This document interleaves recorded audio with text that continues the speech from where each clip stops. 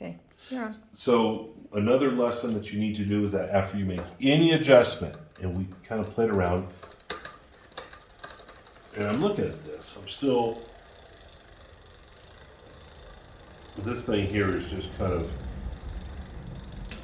we have to work on that. Anyway, anytime you make an adjustment, don't think that it's instantly going to sound great until you run it through the gears and run it back down. So Dana, all the way up, all the way down. And all the way down, slam it. And I like to just to drop it into place. And so that is one thing. After you do every type of adjustment, before you can see if it worked or not, you have to adjust it and put it back into gear again, and that will recenter things. And it's this part right here I'm still monkeying with. I want to look up your manual and see where you're at. Because it's not really, it's just more chain clatter than anything. Okay, now I'm going to adjust because we're not going to go all the way to the top. Oh, there it goes. And I still don't like it. Now it goes to the top. And slam it down. Let's see if we can make it go all the way down. Now go up to the top, all the way up. There you go. And all the way down. All the way up. Up. Is it all the way up? Yep. Okay, so that was a failure. That's good. So, get the Phillips head and tighten that one in on the low gear. The half a turn.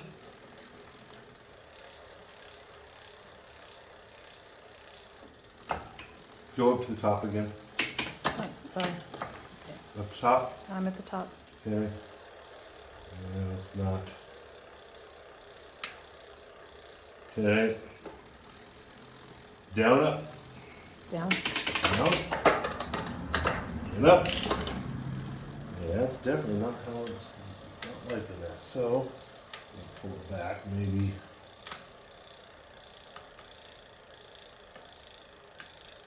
Okay, down and up. And all the way up. There we go. Alright, so, and you obviously, you know you go too far when it falls over the edge and falls in between the sprocket and the wheel. Okay, down, up, slam it a couple times. Let's make sure, try to break it. Up, okay, down. Yep, all the way up. Down. Okay, now, please, okay, so that is adjusted, if you zoom in, by these guys here. This is your low, I backed it out. Which is the big ring. Which is the big ring. These are low gears right here. These are your high gears right here. So, your high and your low. If you go too far, it falls in between here, jams up, and it gets really exciting. If it goes too low down here, then it falls down here and it gets exciting again, where it just jams up your whole back wheel. So, okay, that part's done. Dana, stick it into second gear. And I got a pedal. Okay, that's second. Now, while we got way too many hands going on here, I'll turn this off. While, so here, I'm turning your barrel adjustment. So there's a couple of things that will eventually happen. Your barrel adjustment here, and there's a barrel adjustment up on your shifter, is made to handle your little problems. As you ride, your cable will stretch. As your cable stretches, it'll get out of adjustment, it'll start clicking, it'll start jumping. You'll put it in third, it will change to third. That's classic.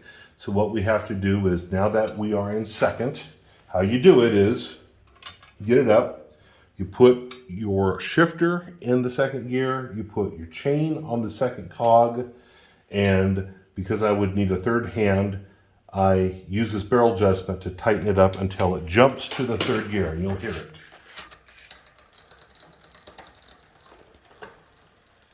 It just jumped. It just jumped. And now it's not. So, you're in second up here, you're in third down here. I'm going to take this guy and I'm going to back him up about half a turn. Now, Dana, I want you to go up to the top, go to the bottom. Okay? And drop it. Okay? Okay, now okay. Now this Sorry. time, slowly see if you can pop it into every gear and it should be clean and crisp. Boom, go. Down. Okay. Down. That didn't do anything. What'd you do? I clicked it. So Okay. I didn't want to go into second. And down? That's it. That's it, okay. And stick it into third. Okay. Good. Now, stick it in fourth, just fourth. Okay, stick in the third. Stick in second. Okay, I don't like that. So we're going to back it off just a little bit more. There we go. Go up to third again. Am I in third? Yes, now drop it down second.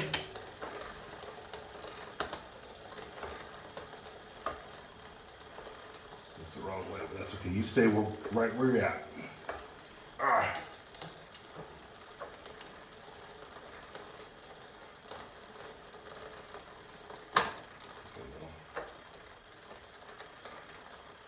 Okay, stick in third. Oh, sorry. Wrong way. Okay. Up. One more. Well, that's big up. Okay. Drop it down two.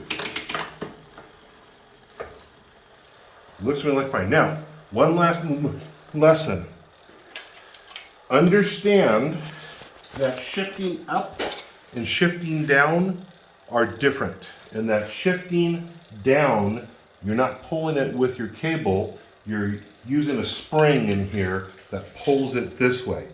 So when you're shifting up, when you're going from a high gear into a lower gear, you're crisper.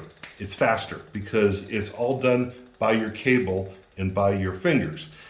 When you're shifting from a higher gear into a lower gear, it's done by the tension of your spring.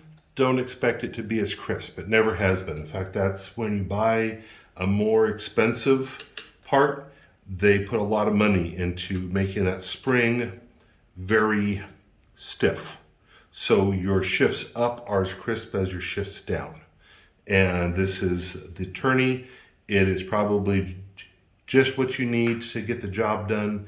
And yeah, so know that when you ride and along about mile number, I don't know, 300 to 500, it's going to get sloppy again. How you do that is just how I did that.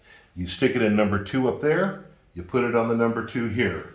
You take this barrel adjustment, notice you slide it forward to get it out of its locks.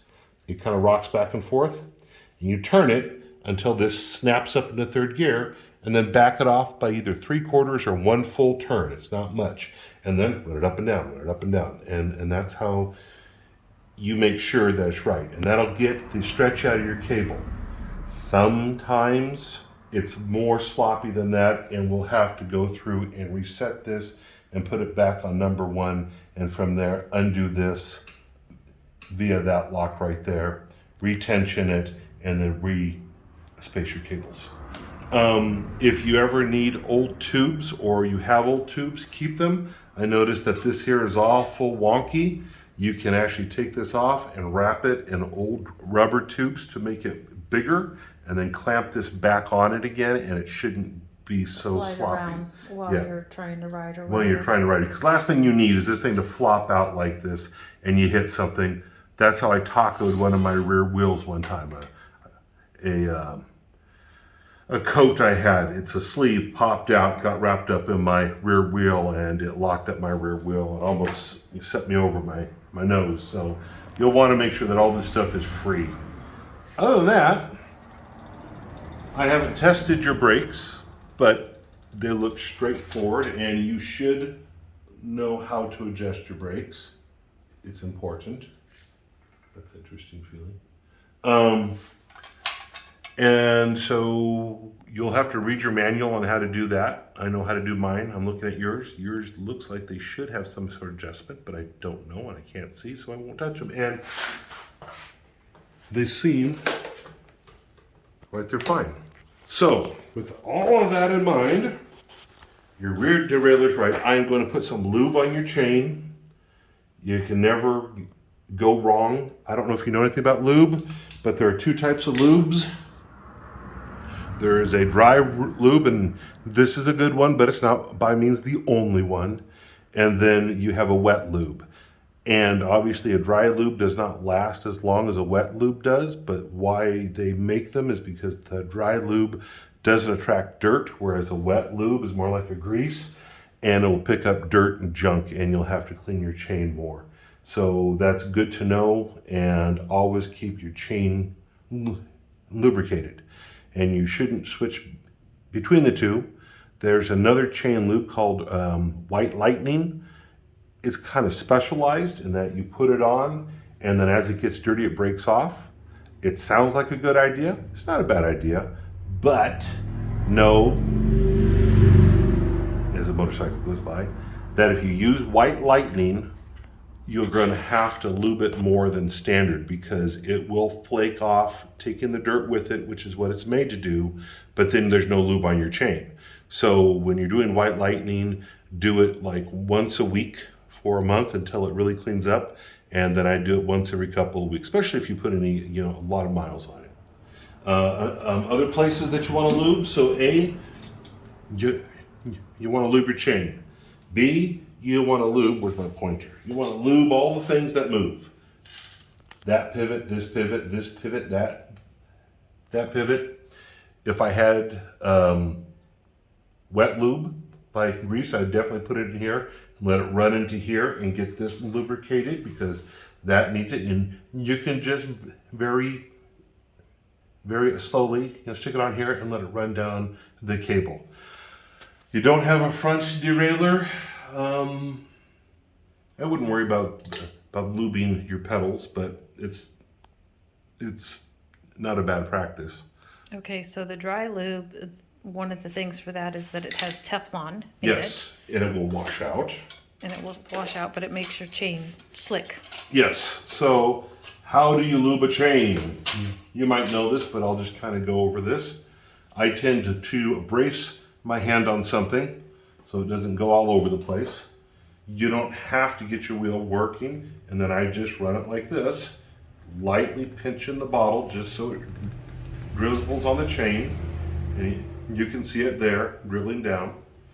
And it will be dirty, so don't do it on your living room carpeting.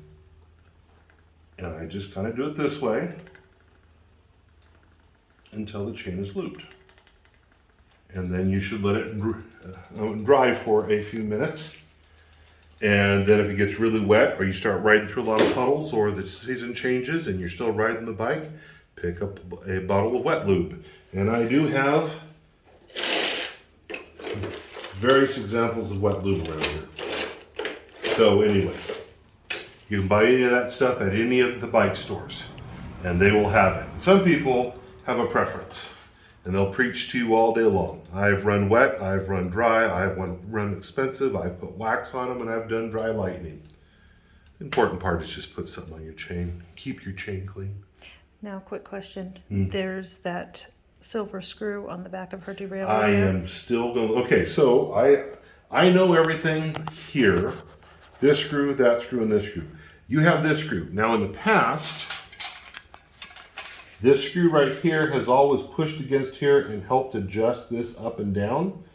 I have turned it to see what I could do. It must tighten against here, but I am unsure what it does because I turned it and I can't find any adjustment that it actually made to your angle on your rear derailleur. So you just adjusted her barrel nut. yeah, well, I turned this back in, and actually this did have a effect on the clicking on your high gear. So I stuck it in so it stopped clicking. Which was the smallest one. I put that one. Yeah, yes. Okay. The high gear is the little. Think opposite. High is little, big is low. Okay. Think of a big man, low voice, little man, high voice, I guess. So here you are. And now, with your chain lubed and everything adjusted,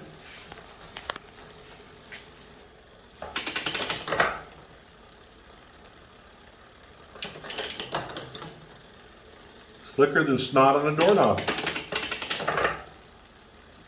Sorry, that was a guy thing. All right, stick it number 3. Okay. As far as I'm concerned, you're good to go. And I'd fix this guy here too. That's a safety issue. I'd find somewhere else, I would wrap it in rubber. I'd do something on that guy so it doesn't flap around. So, okay.